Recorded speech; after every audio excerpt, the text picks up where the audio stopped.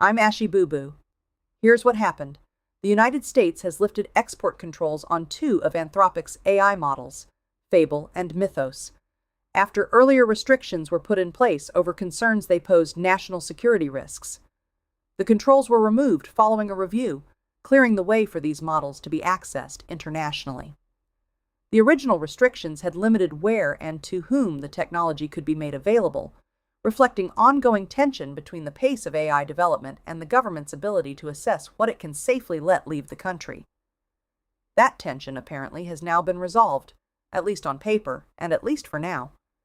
The decision signals a shift in how regulators are approaching these tools, not as permanent threats, but as risks to be evaluated case by case. Whether that framework scales as the models get more capable is, as they say, a developing situation. That hit differently than I expected. Anyway, and now to Walter Croncat for the latest. A powerful solar flare, classified X1.1, struck earlier this week, accompanied by a coronal mass ejection that sent charged particles toward Earth at considerable speed. The result was widespread radio blackouts across North America, disrupting communication and navigation systems across the region.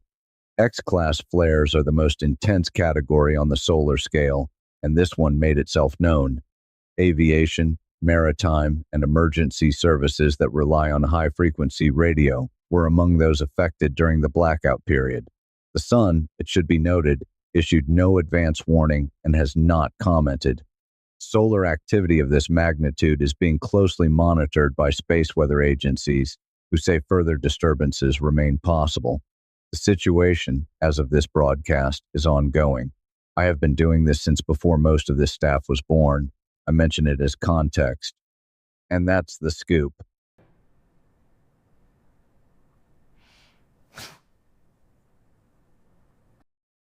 I'll let him handle it from here. Walter Croncat. And now, joining us from the field, our friend Murphy. Thank you, Ashy Boo Boo. I'm Murphy Pavich, here with the news on social media's latest trend, and it is not confined to TikTok. It has spread to Instagram and Facebook alike. The hashtag E4E. That is, engagement for engagement. The idea is simple. You scratch my post, I scratch yours. Experts say it's not just catfluencers, it's anyone. Boosting the algorithm by liking, commenting, and slow blink liking videos after watching it all.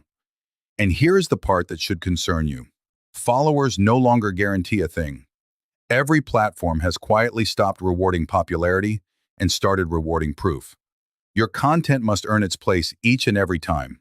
Not all engagement is equal either. A like is polite. A save says, I will return.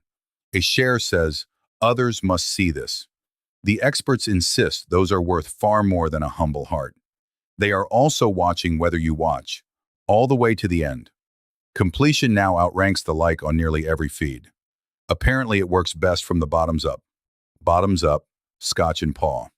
That is to say, favorite, comment, and then like. The numbers are not close. TikTok pulls nearly 4% engagement. Instagram, under 0.5%. Facebook, less than that. The hungrier you are, the better you eat. If you want to grow, you must engage. If you do not, you are just screaming into the litter box. But the catastrophe can be avoided. Ashy Boo Boo, back to you. One tap on subscribe and you're officially smarter than you were a minute ago. That's all for now. Thank you and good night.